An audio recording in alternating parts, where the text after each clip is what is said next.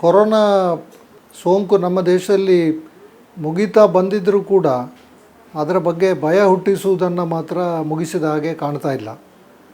ನಮ್ಮ ಮುಖ್ಯವಾಗಿ T V ಮಾಧ್ಯಮಗಳು ಏನಿದೆ, ಮಾರ್ಚ್ನಿಂದ ಇವತ್ತಿನವರೆಗೆ ಜನರನ್ನು ಹೆದರಿಸುವಂಥ ಕೆಲಸವನ್ನು, ಆ ಮೂಲಕ ಜನರನ್ನು ಹಿಂಸಿಸುವಂಥ ಕೆಲಸವನ್ನು ಮಾಡಿಕೊಂಡೇ ಬಂದಿವೆ. ಇದನ್ನು ನೇರವಾಗಿ ನಾನು ಹೇಳಲೇಬೇಕಾಗಿದೆ. ಜನರಿಗೆ ಕೊರೋನಾದ ಬಗ್ಗೆ ಸರಿಯಾದ ವೈಜ್ಞಾನಿಕ ಮಾಹಿತಿಯನ್ನು ನೀಡುವಂಥ ಎಲ್ಲ ಅವಕಾಶಗಳು ನಮ್ಮ ಸರ್ಕಾರಕ್ಕೂ ನಮ್ಮ ಮಾಧ್ಯಮಗಳಿಗೂ ಮಾರ್ಚ್ ಯಾವಾಗಿಂದ ಇದು ನಮ್ಮ ದೇಶಕ್ಕೆ ಬಂದು ಹರಡಲಿಕ್ಕೆ ಆರಂಭ ಆಯಿತು, ಆವಾಗಿಂದಲೇ ಅವಕಾಶಗಳಿತ್ತು. ಆದರೂ ಕೂಡ ಅದನ್ನು ಮಾಡೋ ಬದಲಿಗೆ ಜನರನ್ನು ಹೆದರಿಸುವಂಥ ಕೆಲಸವನ್ನು, ದೇಶದಲ್ಲಿ ನಮ್ಮ ರಾಜ್ಯದಲ್ಲಿ ದಿಗ್ಬಂಧನ ಮಾಡುವಂಥದ್ದನ್ನು, ಸರ್ಕಾರದ ಮೇಲೆ ಅದನ್ನು ಒತ್ತಡ ಹಾಕುವಂಥ ಕೆಲಸವನ್ನು, ದಿಗ್ಬಂಧನ ಹಾಕಿದ ಮೇಲೂ ಕೂಡ ನೀವು ಜನಸಾಮಾನ್ಯರು ನಮ್ಮ ಹೊಟ್ಟೆಪಾಡಿಗೋಸ್ಕರ ತರಕಾರಿ, ಮಾಂಸ ಇರ್ಬೋದು ಅಥವಾ ಇನ್ನೇನೇ ಇರ್ಬೋದು, ಔಷಧಗಳಿರ್ಬೋದು, ಇದನ್ನು ತಗೊಳ್ಳಿಕ್ಕೆ ನಾವು ಕಷ್ಟಪಟ್ಟು ಆ 1 ಗಂಟೆ 2 ಗಂಟೆ ಅವಧಿಯಲ್ಲಿ ಖರೀದಿ ಮಾಡಲಿಕ್ಕೆ ಹೋದಾಗ ನಮ್ಮ ಬೆನ್ನು ಹಿಡಿದು ಬಂದು ನಮ್ಮ ಚಿತ್ರಗಳನ್ನೆಲ್ಲ ತೆಗೆದು ಅದನ್ನು ಟಿ ವಿಯಲ್ಲಿ ತೋರಿಸಿ, ನೋಡಿ ಇವರು ತರಕಾರಿ ತಗೊಳ್ತಾ ಇದ್ದಾರೆ, ಇವರು ಇನ್ನೊಂದು ತಗೊಳ್ತಾ ಇದ್ದಾರೆ ಅಂತೇಳಿ ಇದನ್ನೆಲ್ಲ ನಾವು ಮರೀಬಾರ್ದು ಅಂತ ಹೇಳುವ ಕಾರಣಕ್ಕೆ ನಾನು ಇದನ್ನು ಮೊದಲಾಗಿ ಹೇಳ್ತಾ ಇದ್ದೇನೆ. ಅಂದರೆ ಯಾವ ರೀತಿಯಲ್ಲಿ ನಮ್ಮ ಮಾಧ್ಯಮಗಳು, ನಮ್ಮ ಸರ್ಕಾರ ಕೊರೋನಾ ಹರಡುವುದು ಇನ್ನೂ ಆರಂಭವಾಗ್ತಾ ಇದ್ದಾಗಲೇ ಇದನ್ನು ನಿಭಾಯಿಸಿವೆ. ಇದರ ಬಗ್ಗೆ ಯಾವ ರೀತಿ ಜನಸಾಮಾನ್ಯರಲ್ಲಿ ಭಯವನ್ನು ಹುಟ್ಟಿಸಲಿಕ್ಕೆ ಮಾಡಬಾರದ್ದನ್ನೆಲ್ಲ ಮಾಡಿವೆ ಅಂತ ಹೇಳೋದನ್ನು ನಾವು ನೆನಪಿಟ್ಕೊಳ್ಬೇಕು. ಇದಿಷ್ಟು ಮಾಡಿದ ಮೇಲೆ ದಯವಿಟ್ಟು ನಾವು ಎಲ್ಲರೂ ಕೂಡ ಈ 9 ತಿಂಗಳಲ್ಲಿ ನಮ್ಮ ಊರಿನಲ್ಲಿ, ನಮ್ಮ ದೇಶದಲ್ಲಿ ಕೊರೋನಾ ಇವತ್ತು ಬಂದು ಸುಮಾರಾಗಿ ಅದು ಹೋಗುವ ಘಟ್ಟಕ್ಕೆ ಮುಟ್ಟಿದೆ, ಅದು ಮರೆಯಾಗುವ ಘಟ್ಟಕ್ಕೆ ಮುಟ್ಟಿದೆ. ಈ 9-10 ತಿಂಗಳಲ್ಲಿ ಈ ಮಾಧ್ಯಮಗಳು ಹೇಳಿರುವಂಥ ಯಾವ ಒಂದು ಮಾತಾದರೂ ನಿಜವಾಗಿದೆಯಾ ಅಂತ ಹೇಳೋದನ್ನು ನಾವೆಲ್ಲರೂ ಮೊದಲು ಪ್ರಶ್ನಿಸಬೇಕಾಗಿದೆ. ಇದಕ್ಕೆ ಉತ್ತರವನ್ನು ವಿಶೇಷವಾಗಿ ಟಿ ವಿ ಮಾಧ್ಯಮದವರು ಇವತ್ತು ನಮಗೆ ಹೇಳಬೇಕಾಗಿದೆ. ಏನು ಅಂತಂದರೆ, ಇದು ಮರಣ ಮೃದಂಗ, ರಣಕೇಕೆ, ಒಂದಷ್ಟು ಜನ ಸತ್ತು ದಾರಿಲೆಲ್ಲ ಬೀಳ್ತಾರೆ, ಇತ್ಯಾದಿಯಾಗಿ ಏನು ಕಿರುಚಾಟ ನಡೀತಾ ಇತ್ತು, ಇವತ್ತು ನಮ್ಮ ರಾಜ್ಯದ, ನಮ್ಮ ದೇಶದ ಎಲ್ಲ ಅಂಕಿಅಂಶಗಳು ನಮ್ಮ ಮುಂದಿವೆ, ನಿಮ್ಮ ಮುಂದಿವೆ, ಎಲ್ಲರಿಗೂ ಅದನ್ನು ನೋಡುವ ಅವಕಾಶ ಇದೆ. ಆದ್ದರಿಂದ ಇವರು ಹೇಳಿರುವ ಯಾವುದೇ ಕೊಟ್ಟಿರುವಂಥ ಹೇಳಿಕೆಗಳು, ಇವರು ಮಾಡಿರುವಂಥ ಅಬ್ಬರದ ಕಿರುಚಾಟಗಳು ಯಾವುದೂ ಕೂಡ ನಿಜವಾಗಿಲ್ಲ. ಇನ್ನೂ ಕೂಡ ಅವರು ಹೇಳ್ತಾ ಇರುವುದು ಅವೈಜ್ಞಾನಿಕ ಆಗಿದೆ, ಅದಕ್ಕೆ ಯಾವುದೇ ಆಧಾರ ಇಲ್ಲ. ಆದ್ದರಿಂದ ಈ ಬಗ್ಗೆ ಜನರು ದಯವಿಟ್ಟು ಹೆದರಿಕೊಳ್ಳಬೇಕಾದ ಅಗತ್ಯ ಇಲ್ಲ ಅಂತ ಹೇಳುವುದನ್ನು ಮೊದಲಾಗಿ ನಾನು ಹೇಳ್ತಾ ಇದ್ದೇನೆ. ಈ ಕೊರೋನಾ ವೈರಸ್ ಈಗ ನಾವೆಲ್ಲರೂ ಬಹಳಷ್ಟು ಬಾರಿ ವಾರ್ತಾಭಾರತಿಯ ಮೂಲಕ ಕೂಡ ನಾನು ಮಾತಾಡಿದ್ದೇನೆ, ಇನ್ನು ಹಲವಾರು ವೈದ್ಯರುಗಳು ಕೂಡ ಮಾತಾಡಿದ್ದಾರೆ. ನಾವು ಹೇಳಿರುವ ಹಾಗೆ ಇದು ಡಿಸೆಂಬರ್ನಲ್ಲಿ ಚೀನಾದಲ್ಲಿ ಗುರುತಿಸಲ್ಪಟ್ಟು 1 ವರ್ಷ ಆಯಿತು. ಈಗ ವಿಶ್ವದ ಎಲ್ಲ ದೇಶಗಳಿಗೆ ಇದು ಹರಡಿದೆ. ಇಂಥ ವೈರಸ್ಗಳು, ಕೊರೋನಾ ಇರ್ಬೋದು ಅಥವಾ ಫ್ಲೂ ವೈರಸ್ ಇರ್ಬೋದು, ಇವುಗಳಲ್ಲಿ ಏನಾಗ್ತದೆ ಅಂತಂದರೆ, ಯಾವಾಗಲೂ ಒಮ್ಮೆ 10 ವರ್ಷಕ್ಕೊಮ್ಮೆ, 20 ವರ್ಷಕ್ಕೊಮ್ಮೆ, ಇಲ್ಲ 30 ವರ್ಷಕ್ಕೊಮ್ಮೆ ಒಂದು ದೊಡ್ಡ ರೂಪದ ಬದಲಾವಣೆಯಾಗಿ ಅದು ಸಂಪೂರ್ಣ ಹೊಸದೇ ಆಗಿರುವಂಥ ಒಂದು ವೈರಸ್ ಆಗಿ ಅದು ಕಂಡು ಬರ್ತದೆ, ಅದು ಹರಡಲಿಕ್ಕೆ ಆರಂಭ ಆಗ್ತದೆ. 2010ರಲ್ಲಿ ನಾವು H1N1 ನೋಡಿದ್ದೇವೆ. 2003ರಲ್ಲಿ ಈಗ ನಾವು ನೋಡ್ತಾ ಇರುವ ಸಾರ್ಸ್ ವೈರಸ್ಸಿನ ಇನ್ನೊಂದು ರೂಪ SARS, severe acute respiratory syndrome virus ಅಂತ ಚೀನಾದಲ್ಲೇ ಅದು ಕಂಡು ಬಂದಿತ್ತು. ಅದರ ನಂತರ ಈಗ ಇದು ಬಂದಿದೆ 17 ವರ್ಷದ ನಂತರ. ಈಗ ಈ ಹೊಸ ಸಾರ್ಸ್ ಕೋವಿ-2 ಅಂತ ನಾವು ಇದಕ್ಕೆ ಹೆಸರು ಕೊಟ್ಟಿದ್ದೇವೆ. ಆದ್ದರಿಂದ ಇಂಥದ್ದು ತೀರಾ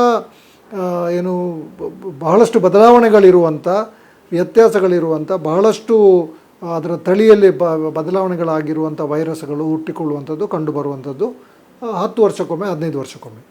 ಒಂದು ಸಾರಿ ದೊಡ್ಡ ಬದಲಾವಣೆ ಆದರೆ ಅದೇ ವೈರಸ್ಸಿನೊಳಗೆ ಸಣ್ಣ ಪುಟ್ಟ ಬದಲಾವಣೆಗಳು ಪ್ರತಿನಿತ್ಯ, ಪ್ರತಿ ವಾರ, ಪ್ರತಿ ತಿಂಗಳು ಆಗ್ತಾನೆ ಇರ್ತವೆ. ಇದರಲ್ಲಿ ಏನೂ ಹೊಸತೂ ಇಲ್ಲ, ವಿಚಿತ್ರವೂ ಇಲ್ಲ. ಈಗ ಈ 1 ವರ್ಷದಲ್ಲಿ ಈ ಸಾರ್ಸ್ ಕೋವಿ-2 ವೈರಸ್ನ ಒಳಗೆಯೇ ಹಲವಾರು ಸಲ ಇಂಥ ಸಣ್ಣ ಪುಟ್ಟ ಬದಲಾವಣೆಗಳು ಆಗಿವೆ. ಇದನ್ನು ಈಗ ನಮ್ಮದು ಏನು ವಿಶೇಷ ಇದೆ ಈ ಕಾಲಘಟ್ಟದಲ್ಲಿ ಅಂತಂದರೆ, ನಾವು ನಿಜ ಕಾಲದಲ್ಲಿ, ರಿಯಲ್ ಟೈಮ್ ಅಂತ ನಾವೇನು ಹೇಳ್ತೇವೆ, ಅದನ್ನು ಅಧ್ಯಯನ ಮಾಡ್ತಾ ಇದ್ದೇವೆ. ಈ ವೈರಸ್ ಎಲ್ಲೆಲ್ಲಿ ಹೋಗಿದೆ ಅಲ್ಲೆಲ್ಲ ಅದರ ತಳಿಯ ಸ್ವರೂಪವನ್ನು ಅಧ್ಯಯನ ಮಾಡ್ತಾ ಇದ್ದಾರೆ. ಈಗಾಗಲೇ ಸುಮಾರು 20-25ರಷ್ಟು ಬೇರೆ ಬೇರೆ ದೇಶಗಳಲ್ಲಿ ಸಣ್ಣ ಸಣ್ಣ ಬದಲಾವಣೆಗಳನ್ನು ಗುರುತಿಸಲಾಗಿದೆ. ನಮ್ಮ ದೇಶದಲ್ಲಿ ಕೂಡ ಇಲ್ಲಿಗೆ ವಿಶೇಷವಾಗಿರುವಂಥ ಒಂದು ತಳಿಯನ್ನು ನಮ್ಮ ದೇಶದ ವಿಜ್ಞಾನಿಗಳು, ಅದರಲ್ಲೂ ನಿಮ್ಯಾನ್ಸ್ನಲ್ಲಿದ್ದಂಥ ವೈರಾಣು ತಜ್ಞರುಗಳು ಗುರುತಿಸಿರುವುದನ್ನು, ವರದಿ ಮಾಡಿರುವುದನ್ನು ನಾವು ಈ ಹಿಂದೆ ಓದಿದ್ದೇವೆ. ಆಗಸ್ಟ್ ತಿಂಗಳಲ್ಲಿ ಭಾರತದಿಂದ ಆಗ್ನೇಯ ಏಷ್ಯಾಕ್ಕೆ, ಸಿಂಗಾಪುರ್, ಮಲೇಷ್ಯಾಕ್ಕೆ ಹೋದಂಥ ಕೆಲವು ಯಾತ್ರಿಗಳಲ್ಲಿ D614G ಅಂತ ಹೇಳುವ ಒಂದು ಈ ಕೊರೋನಾ ವೈರಸ್ಸಿನ ಉಪವಿಧವನ್ನು ಅಲ್ಲಿ ಗುರುತಿಸಿ, ಇದು ಬಹಳಷ್ಟು ಬೇಗನೆ ಹರಡುವಂಥ ವಿಧ ಆಗಿದೆ ಇದು, ಆದ್ದರಿಂದ ಇದರಿಂದ ಸಿಂಗಾಪುರ್ ಮತ್ತು ಮಲೇಷ್ಯಾದ ಜನರಿಗೆ ಸಮಸ್ಯೆ ಆಗ್ಬೋದು ಅಂತೇಳಿ ಆವಾಗ ಕೂಡ ಅದು ಬಹಳ ದೊಡ್ಡದಾಗಿ ವರದಿಯಾಗಿತ್ತು. ಅಲ್ಲಿ ಕೂಡ ಭಾರತೀಯರ ಬಗ್ಗೆ, ಭಾರತದಿಂದ ಬರುವವರ ಬಗ್ಗೆ ಸಂಶಯಗಳನ್ನು ತಾಳುವಂಥ ಪರಿಸ್ಥಿತಿ ಉದ್ಭವ ಆಗಿತ್ತು. ಅವರನ್ನೆಲ್ಲ ಅಲ್ಲಿ ವಿಶೇಷವಾಗಿ ಪ್ರತ್ಯೇಕವಾಗಿ ಇರಿಸುವಂಥ ವ್ಯವಸ್ಥೆಗಳನ್ನು ಆಗಸ್ಟ್ನಲ್ಲಿ ಮಾಡಿದರು. ಆದರೆ ಇವತ್ತೇನಾಗಿದೆ, ನಮ್ಮ ನೆನಪಿನ ಶಕ್ತಿ ಬಹಳ ಸ್ವಲ್ಪ ದಿನಗಳ ಕಾಲ ಇರ್ತದೆ, ಅದನ್ನು ನಾವು ಸುಲಭದಲ್ಲಿ ಮರೆತು ಬಿಡ್ತೇವೆ. ಅದಕ್ಕೆ ನಾನು ಆರಂಭದಲ್ಲೇ ಈ 9 ತಿಂಗಳಲ್ಲಿ ಮಾಧ್ಯಮಗಳು ಮಾಡಿದ್ದಂತ ನಿಮಗೆ ನೆನಪಿಸಿಕೊಟ್ಟಿರುವಂಥದ್ದು, ಇದನ್ನು ನಾವು ಮರಿಬಾರ್ದು. ಸೊ ಆಗಸ್ಟಲ್ಲಿ ನಮ್ಮ ದೇಶದಲ್ಲೇ ಹುಟ್ಟಿದಂಥ ಒಂದು ಉಪವಿಧ, ಕಂಡುಬಂದಂಥ ಉಪವಿಧ ಆಗ್ನೇಯ ಏಷ್ಯಾದಲ್ಲಿ ಗುರುತಿಸಲ್ಪಟ್ಟಿದೆ. ಆದರೆ ಏನು ಹೇಳ್ತಾ ಇದ್ದೀನಿ ಅಂದರೆ, ನಾವು ಈ ಪರೀಕ್ಷೆಗಳನ್ನು ಈಗ ಮಾಡ್ತಾ ಇರುವ ಕಾರಣಕ್ಕೆ ಇದು ವ್ಯತ್ಯಾಸಗಳು ಕಂಡುಬಂದ ತಕ್ಷಣದಲ್ಲಿ ಇದು ಗುರುತಿಸಲ್ಪಡ್ತದೆ, ವರದಿ ಆಗ್ತದೆ. ಆದ್ದರಿಂದ ಅದರ ಬಗ್ಗೆ ನಾವು ಬಹಳಷ್ಟು ಹೆದರಿಕೊಳ್ಳುವ ಅಗತ್ಯ ಏನೂ ಇಲ್ಲ. ಈಗಾಗಲೇ UK, ಇಂಗ್ಲೆಂಡಿನ ವೈದ್ಯರುಗಳು, ಅಲ್ಲಿನ ವೈದ್ಯಕೀಯ ಸಂಘಟನೆಗಳು, ವಿಶ್ವ ಆರೋಗ್ಯ ಸಂಸ್ಥೆ ಮತ್ತು ನಮ್ಮದೇ ದೇಶದ ವಿಜ್ಞಾನಿಗಳು, ನಮ್ಮ ದೇಶದ ವೈದ್ಯರುಗಳು, ನಮ್ಮ ಕೇಂದ್ರ ಸರ್ಕಾರದ ಆರೋಗ್ಯ ಸಚಿವರು, ಇವರೆಲ್ಲರೂ ಕೂಡ ಭಾಳ ಸ್ಪಷ್ಟವಾಗಿ ಏನು ಹೇಳಿದ್ದಾರೆ ಅಂತಂದರೆ, ಈ ಸಣ್ಣ ಒಂದು ಬದಲಾಗಿರುವಂಥ ವೈರಸ್ ಏನಿದೆ, ಇವತ್ತು ಇದರ ಬಗ್ಗೆ ಏನು ಇಷ್ಟು ಗದ್ದಲ ಎಬ್ಬಿಸ್ತಾ ಇದ್ದೇವೆ, ಇದು ಸ್ವಲ್ಪ ವೇಗವಾಗಿ ಹರಡುವುದಿರ್ಬೋದು, ಆದರೆ ಇದರಿಂದ ಅಪಾಯ ಏನು ಹೆಚ್ಚಾಗೋದಿಲ್ಲ, ಇದರಿಂದ ಸಾಯುವವರ ಸಂಖ್ಯೆ ಏನು ಹೆಚ್ಚಾಗೋದಿಲ್ಲ, ಆದ್ದರಿಂದ ಯಾರು ಹೆದರಬೇಕಾಗಿಲ್ಲ ಅಂತ ಹೇಳೋದನ್ನು ಎಲ್ಲ ಸಂಸ್ಥೆಗಳು, ಎಲ್ಲ ತಜ್ಞರು ಸ್ಪಷ್ಟವಾಗಿ ಹೇಳಿದ್ದಾರೆ. ಆದ್ದರಿಂದ ಮೊದಲಾಗಿ ನಾನು ಏನು ಹೇಳೋದಂದರೆ, ಇದರ ಬಗ್ಗೆ ಈ ಹೊಸ ವೈರಸ್ ಏನು, ಈ ಹೊಸ ಉಪವಿಧ ಏನು ಇವತ್ತು UK ಕಂಡು ಬಂದಿದೆ, ಇದು ಅಲ್ಲಿ ಕಂಡು ಬಂದದ್ದು ಈಗಾಗಲೇ ಭಾರತಕ್ಕೂ ಬಂದಿರ್ಬೋದು, ಬೇರೆ ಎಲ್ಲ ದೇಶಗಳಿಗೆ ಹರಡಿರ್ಬೋದು.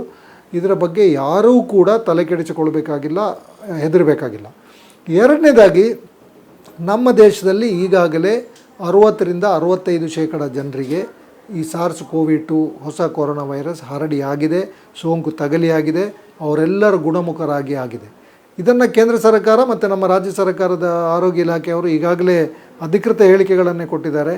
ಕೇಂದ್ರ ಸರ್ಕಾರದ ಅಡಿಯಲ್ಲಿರುವಂಥ ವಿಜ್ಞಾನ ತಂತ್ರಜ್ಞಾನ ಇಲಾಖೆಯ ಹಿರಿಯ ತಜ್ಞರುಗಳು ತಮ್ಮ ವರದಿಯನ್ನು ಪ್ರಕಟಿಸಿ, ಅಧಿಕೃತವಾಗಿ ವರದಿಯಾಗಿರೋ ಪ್ರಕರಣಗಳಿಗಿಂತ 90 ಪಟ್ಟು ಹೆಚ್ಚು ಪ್ರಕರಣಗಳು ನಮ್ಮ ದೇಶದಲ್ಲಿ ಆಗಿವೆ ಅಂತ ಅವರು ಹೇಳಿದ್ದಾರೆ. ಅಂದರೆ 1 ಕೋಟಿಯಷ್ಟು ಈಗ ಅಧಿಕೃತ ಪ್ರಕರಣಗಳಿದ್ದರೆ ಅದರ 90 ಪಟ್ಟು ಹೆಚ್ಚು, ಅಂದರೆ 90 ಕೋಟಿ ಭಾರತೀಯರಿಗೆ ಈಗಾಗಲೇ ಕೊರೋನಾ ವೈರಸ್ ಸೋಂಕಿದೆ ಅಂತ ಆಯಿತು.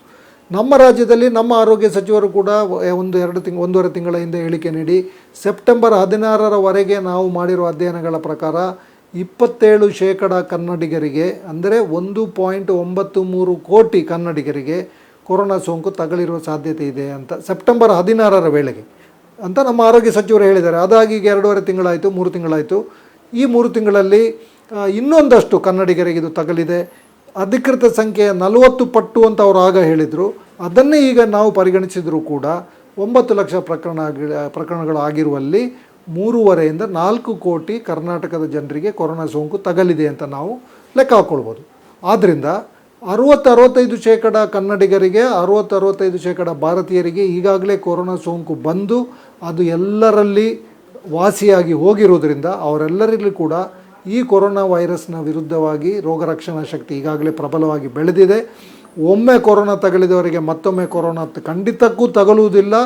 ಇದರ ಬಗ್ಗೆ ಯಾವ ಸಂಶಯವೂ ಯಾರಿಗೂ ಇರಬೇಕಾದ ಅಗತ್ಯ ಇಲ್ಲ. ನಮ್ಮ ದೇಹದ ರೋಗ ರಕ್ಷಣಾ ಶಕ್ತಿ ಭಾಳ ಪ್ರಬಲವಾಗಿ ಅದನ್ನು ಎದುರಿಸ್ತದೆ, ಮತ್ತೊಮ್ಮೆ ಬರುವುದಿಲ್ಲ. ಆದ್ದರಿಂದ ಈ ಹೊಸ ಉಪವಿಧ ಈಗ ಬಂದಿದೆ, ಇದನ್ನು ಕೂಡ ಈಗಾಗಲೇ ಕೊರೋನಾ ಸೋಂಕು ಆದವರು ಸಮರ್ಥವಾಗಿ ಎದುರಿಸ್ತಾರೆ, ಅವರಿಗೆ ಇದರಿಂದ ಯಾವುದೇ ಅಪಾಯ ಇಲ್ಲ. ಇನ್ನು ಉಳಿದವರು ಯಾರು 30-35% ಜನರಿಗಿದೆ, ಅವರಿಗೆ ಇನ್ನೂ ಅವರ ಜೀವಿತ ಕಾಲದಲ್ಲಿ ಈ ತಿಂಗಳು ಬರ್ಬೋದು, ಮುಂದಿನ ತಿಂಗಳು ಬರ್ಬೋದು, ಅಥವಾ 1 ವರ್ಷದ ನಂತರ ಬರ್ಬೋದು. ಯಾಕಂದರೆ ನಾನು ಮಾರ್ಚ್ 13ರಲ್ಲಿ ವಾರ್ತಾಭಾರತಿಯಲ್ಲಿ, ನೀವು ಅದನ್ನೆಲ್ಲ ಓದಿದ್ದೀರಿ, ಹೇಳಿದ ಹಾಗೆ ಒಮ್ಮೆ ಒಂದು ವೈರಸ್ ಒಂದು ದೇಶಕ್ಕೆ ಹೊಕ್ಕಿದ ಮೇಲೆ ಅದು ಶಾಶ್ವತವಾಗಿ ಶತಮಾನಗಳ ಕಾಲ ಇಲ್ಲಿ ಉಳಿತದೆ, ಅದು ಎಲ್ಲಿಂದ ಎಲ್ಲಿ ಹೋಗುವುದಿಲ್ಲ ಅದು. ಸೊ ಯಾರು ಈಗ ಸೋಂಕಿತರಾಗಿಲ್ಲ ಅವರು ಮುಂದೆ ಒಂದು ದಿವಸ ಯಾವಾಗಾದರೂ ಸೋಂಕು ತಗಲ್ಬೋದು. ಅದರ ಬಗ್ಗೆ ಕೂಡ ಅವರು ಚಿಂತಿತರಾಗಿರಬೇಕಾಗಿಲ್ಲ. ಈಗ ಹೇಗೆ 4 ಕೋಟಿ ಕನ್ನಡಿಗರು ಗುಣಮುಖರಾಗಿದ್ದಾರೆ, ಅದರಲ್ಲಿ 95% ಜನರಿಗೆ ಅದು ಬಂದದ್ದು ಹೋದದ್ದು ಕೂಡ ತಿಳಿಲಿಲ್ಲ. ತನ್ನಿಂತಾನೇ ಅದು ಗುಣ ಆಗಿದೆ, ವಾಸಿಯಾಗಿದೆ. ಯಾವುದೇ ಔಷಧ ಅವರು ತಗೊಂಡಿಲ್ಲ, ರೋಗ ಲಕ್ಷಣಗಳು ಕೂಡ ಹೆಚ್ಚಿನವರಿಗೆ ಬಂದಿಲ್ಲ. ಮಕ್ಕಳಿಗಂತೂ ಇದರಿಂದ ಯಾವುದೇ ರೋಗ ಲಕ್ಷಣಗಳಾಗೋದಿಲ್ಲ, ಸಮಸ್ಯೆಗಳಾಗೋದಿಲ್ಲ. ಆದ್ದರಿಂದ ಇನ್ನು ಉಳಿದವರಿಗೂ ಕೂಡ ಇದು ಬಂದರೂ ಕೂಡ ರೋಗ ಲಕ್ಷಣಗಳಿಲ್ಲದೆಯೇ ಹೆಚ್ಚಿನವರು ಗುಣಮುಖರಾಗ್ತಾರೆ. ಕೆಲವರಿಗೆ ರೋಗ ಲಕ್ಷಣಗಳು ಬಂದರೂ ಕೂಡ ಅವರು ಯಾವುದೇ ಔಷಧದ ಅಗತ್ಯ ಇಲ್ಲದೆ ವಾಸಿಯಾಗ್ತಾರೆ. ಯಾರಿಗೆ ಇದನ್ನು ಪದೇ ಪದೇ ನಾವು ಹೇಳಿದ್ದೇವೆ, ಯಾರಿಗೆ ಸಕ್ಕರೆ ಕಾಯಿಲೆ ಇದೆ, ಯಾರಿಗೆ ಹೆಚ್ಚು 65-70 ವರ್ಷ ವಯಸ್ಸಾಗಿದೆ, ಯಾರಿಗೆ ವಿಪರೀತವಾದ ಬೊಜ್ಜು ಇದೆ, ಯಾರಿಗೆ ರಕ್ತದ ಕ್ಯಾನ್ಸರ್ ಇದೆ, ಅಥವಾ ಹೃದ್ರೋಗ, ಮೂತ್ರಪಿಂಡಗಳ ಕಾಯಿಲೆ, ಅಥವಾ ಯಕೃತ್ತಿನ ಲಿವರ್ನ ಕಾಯಿಲೆ ಇದೆ, ಅವರಿಗೆ ಕೊರೋನಾ ಸೋಂಕು ತಗಲಿದರೆ ಮುಂದೆ ಯಾವಾಗಾದರೂ ಅವರಿಗೆ ಸ್ಥಿತಿ ಗಂಭೀರ ಆಗ್ಬೋದು. ಸೊ ಅಂಥವರಿಗೆ ಕೊರೋನಾದ ರೋಗ ಲಕ್ಷಣಗಳು ಇದನ್ನು ಕೂಡ ಹಲವು ಬಾರಿ ನಾವು ಹೇಳಿದ್ದೇವೆ. ನೆಗಡಿ, ಕೆಮ್ಮು, ಜ್ವರ, ಗಂಟಲು ನೋವು, ಅಥವಾ ಅದರ ಜೊತೆಗೆ ವಾಸನೆ ಗ್ರಹಿಸುವ ಶಕ್ತಿ ನಷ್ಟ ಆಗೋದು, ಆಮೇಲೆ ಸ್ವಲ್ಪ ಕೆಲವರಿಗೆ ಭೇದಿ ಇರ್ಬೋದು. ಇಂಥವೆಲ್ಲ ರೋಗ ಲಕ್ಷಣಗಳು ಯಾವತ್ತೇ ಆದರೂ ಬಂದರೆ ಅವರ ಆಮ್ಲಜನಕದ ಮಟ್ಟವನ್ನು ಸುಮಾರು 2 ವಾರಗಳ ಕಾಲ ಪಲ್ಸ್ ಆಕ್ಸಿಮೀಟರ್ ಬಳಸಿ ನೋಡಿಕೊಂಡಿರಿ. ಅದು 95ಕ್ಕಿಂತ ಕಡಿಮೆ ಆದರೆ ಕೂಡಲೇ ಆಸ್ಪತ್ರೆಗೆ ಹೋಗಿ ದಾಖಲಾಗಿ. ಈಗ ನಮ್ಮಲ್ಲಿ ಎಲ್ಲ ವೈದ್ಯರಿಗೆ, ಅದು ಆಧುನಿಕ ವೈದ್ಯರಿಗೆ ಎಲ್ಲ ಆಧುನಿಕ ಆಸ್ಪತ್ರೆಗಳಲ್ಲಿ ಕೊರೋನಾವನ್ನು ನಿಭಾಯಿಸುವ ಅನುಭವಗಳಾಗಿದೆ. ಆದ್ದರಿಂದ ಎಲ್ಲರನ್ನೂ ಕೂಡ ಸಮರ್ಥವಾಗಿ ನಾವು ನಿಭಾಯಿಸ್ತೇವೆ. ಎಲ್ಲರನ್ನು, ಬಹಳಷ್ಟು ಜನರನ್ನು ಗುಣಪಡಿಸಲಿಕ್ಕೆ, ಅವರ ಸಮಸ್ಯೆಗಳನ್ನು ನಿಭಾಯಿಸೋದಕ್ಕೆ ನಮಗೆ ಸಾಧ್ಯ ಇದೆ. ಆದ್ದರಿಂದ ಯಾರೂ ಕೂಡ ಕೊರೋನಾ ವೈರಸ್ನ ಬಗ್ಗೆ ನಾನು ಮೊದಲಿಂದಲೇ ಇದನ್ನು ಹೇಳ್ತಾ ಇದ್ದೇನೆ, ದಯವಿಟ್ಟು ಭಯಪಡಬೇಡಿ. 99% ಜನರಿಗೆ ಇದರಿಂದ ಏನೂ ಆಗುವುದಿಲ್ಲ. ಅದು ನಾವು ಹೇಳಿಕೊಂಡು ಬಂದಿರುವುದೆಲ್ಲ ಇವತ್ತು ಯಾವ ಥರ ನಿಜ ಆಗಿದೆ ಅಂತ ಹೇಳುವ ಮಾಹಿತಿ ನಿಮ್ಮ ಮುಂದೆ ಇದೆ. ನಾನು ಕೂಡ ಅದನ್ನು ಈಗ ಹೇಳಿದ್ದೇನೆ. ಆದ್ದರಿಂದ ಈ ಹೊಸ ಉಪವಿಧದ ಬಗ್ಗೆ ಕೂಡ ಯಾರೂ ಚಿಂತಿತರಾಗಬೇಕಾಗಿಲ್ಲ, ಯಾರೂ ಹೆದರಬೇಕಾಗಿಲ್ಲ. ಯಾರಿಗೆ ಈ ಉಲ್ಬಣಿಸುವ ರೋಗ ಈಗ ಸಾಧ್ಯತೆ ಇದೆ, ಅವರಿಗೀಗ ಕೊರೋನಾ ಬಂದಿರದಿದ್ದರೆ ನೀವು ಮೊದಲು ಹೇಗೆ ನೀವು ಎಚ್ಚರಿಕೆಯನ್ನು ವಹಿಸಬೇಕಾಗಿತ್ತು ಅಂಥ ಎಚ್ಚರಿಕೆಗಳನ್ನು ದಯವಿಟ್ಟು ವಹಿಸಿ. ಸರ್ಕಾರಕ್ಕೆ ಒಂದು ವಿಶೇಷ ವಿನಂತಿ ಏನು ಅಂತ ಹೇಳಿದರೆ, ಇದನ್ನು ನೇರವಾಗಿ ನಿನ್ನೆ ನಾನು ಮಾನ್ಯ ಸಚಿವರುಗಳಿಗೆ, ಅಧಿಕಾರಿಗಳಿಗೆ ನಾನು ಬರೆದು ತಿಳಿಸಿದ್ದೇನೆ. ಏನು ಅಂತಂದರೆ, ಇದು ಇಂಗ್ಲೆಂಡ್ನಲ್ಲಿ ಅವರು ಯಾವುದೋ ಕಾರಣಕ್ಕೆ ಅದನ್ನು ಸ್ವಲ್ಪ ದೊಡ್ಡ ಸುದ್ದಿಯಾಗಿ ಮಾಡಿದರು. ಕ್ರಿಸ್ಮಸ್ ವೇಳೆಯಲ್ಲಿ ಜನರು ಬಹಳಷ್ಟು ಸಂಖ್ಯೆಯಲ್ಲಿ ಒಟ್ಟು ಸೇರುವುದು ಅಥವಾ ತಮ್ಮ ಎಚ್ಚರಿಕೆಗಳನ್ನು ವಹಿಸದೇ ಇದ್ದರೆ ಸಮಸ್ಯೆ ಆಗ್ಬೋದು ಎನ್ನುವ ಕಾರಣಕ್ಕೆ ಅದನ್ನು ಸ್ವಲ್ಪ ದೊಡ್ಡದಾಗಿ ಅವರಲ್ಲಿ ಬಿಂಬಿಸಿದರು. ಆದರೆ ಅದೀಗ ಬಹಳ ದೊಡ್ಡದಾಗಿ ವಿಪರೀತಕ್ಕೆ ಹೋಗಿ ಎಲ್ಲರನ್ನು ಹೆದರಿಸಿಕೊಂಡು ಅಲ್ಲಿಂದ ಹೊರಗೆ ಬರುವ ವಿಮಾನಯಾನವನ್ನೆಲ್ಲ ರದ್ದು ಮಾಡುವಂಥ ಅತಿರೇಕಕ್ಕೆ ಹೋಗಿದೆ. ಏನಿದ್ರೂ ಕೂಡ ಈ ರೀತಿಯ ಅತಿರೇಕದ ನಿರ್ಧಾರಗಳನ್ನು ನಮ್ಮ ಸರ್ಕಾರ ದಯವಿಟ್ಟು ಕೈಗೊಳ್ಳಬಾರ್ದು. ಮತ್ತೊಂದು ಸಲ ದಿಗ್ಬಂಧನ ವಿಧಿಸುವಂಥದ್ದು, ಕರ್ಫ್ಯೂ ವಿಧಿಸುವಂಥದ್ದು, ಇಂಥದ್ದನ್ನೆಲ್ಲ ದಯವಿಟ್ಟು ಮಾಡಬಾರ್ದು. ಅದನ್ನು ಮಾಡಿದರೆ, ಈ ಮೊದಲು ಕೂಡ ಅದು ಮಾಡಿದ್ರಿಂದ ಯಾವುದೇ ಉಪಯೋಗ ಆಗಿಲ್ಲ. ನಾನು ಈಗಾಗಲೇ ಸರ್ಕಾರದ ಅಂಕಿಅಂಶಗಳನ್ನೇ ನಿಮ್ಮ ಮುಂದೆ ಇಟ್ಟಿದ್ದೇನೆ. ಏನು ಲಾಕ್ಡೌನ್ ಮಾಡಿದರೂ ಕೂಡ 90 ಕೋಟಿ ಭಾರತೀಯರಿಗೆ ಬಂದಿದೆ, 4 ಕೋಟಿ ಕನ್ನಡಿಗರಿಗೆ ಕೊರೋನಾ ಬಂದಾಗಿದೆ. ಆದ್ದರಿಂದ ಇಂಥ ಅತಿರೇಕದ ತೀರ್ಮಾನಗಳಿಂದ, ಅತಿರೇಕದ ಕ್ರಮಗಳಿಂದ ಯಾವುದೇ ಪ್ರಯೋಜನ ಆಗೋದಿಲ್ಲ. ದಯವಿಟ್ಟು ಸರ್ಕಾರ ಅದರ ಬಗ್ಗೆ ಆಲೋಚನೆ ಮಾಡಲಿಕ್ಕೂ ಹೋಗಬಾರ್ದು. ಆಮೇಲೆ ಶಾಲೆಗಳನ್ನು ತೆರೆಯುವುದಕ್ಕೆ ಜನವರಿ 1ರಿಂದ ತೆರೆಯಲಿಕ್ಕೆ ಈಗಾಗಲೇ ಸರ್ಕಾರ ನಿರ್ಧರಿಸಿದೆ. ಇದನ್ನು ಕೂಡ ನಾವು ವಾರ್ತಾ ಭಾರತಿ ಮೂಲಕ ಅಭಿಯಾನವನ್ನು ಆರಂಭ ಮಾಡಿದ್ದೆವು. ಶಾಲಾ ಅಭಿವೃದ್ಧಿ ಸಮಿತಿಗಳವರು ಕೂಡ ಈ ಅಭಿಯಾನದಲ್ಲಿ ಸೇರಿಕೊಂಡು ರಾಜ್ಯವ್ಯಾಪಿಯಾಗಿ ಇದು ಅಭಿಯಾನ ನಡೆದು ಸರ್ಕಾರ ಇವತ್ತು ಶಾಲೆಗಳನ್ನು ತೆರೆಯುವುದಕ್ಕೆ ನಿರ್ಧರಿಸಿದೆ. ಈ ನಿರ್ಧಾರವನ್ನು ಕೂಡ ದಯವಿಟ್ಟು ಹಿಂಪಡಿಬಾರ್ದು ಅಂತ ನಾವು ಮಾನ್ಯ ಸಚಿವರಿಗೆ ನಿನ್ನೆ ತಾನೇ ಹೇಳಿದ್ದೇವೆ. ನಾನು ಈಗ ತಾನೇ ಅದರ ವರದಿಯನ್ನು ಓದಿದೆ. ಶಾಲೆ ತೆರೆಯುವ ನಿರ್ಧಾರವನ್ನು ಬದಲಿಸುವುದಿಲ್ಲ ಅಂತ ಸಚಿವರು ಹೇಳಿದ್ದಾರೆ.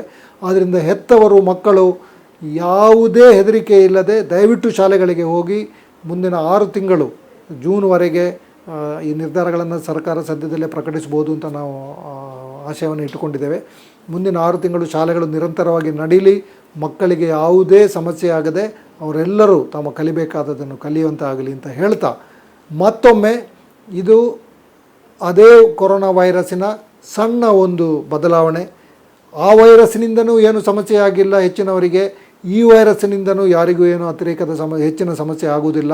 ಆದ್ದರಿಂದ ಈ ರೀತಿಯಾಗಿ ಅತಿರೇಕವಾಗಿ ಇದರ ಬಗ್ಗೆ ಮಾತಾಡುವಂಥದ್ದು, ಭಯ ಹುಟ್ಟಿಸುವಂಥ ಕೆಲಸವನ್ನು ಮಾಧ್ಯಮಗಳು ಯಾರೂ ಮಾಡಬಾರ್ದು.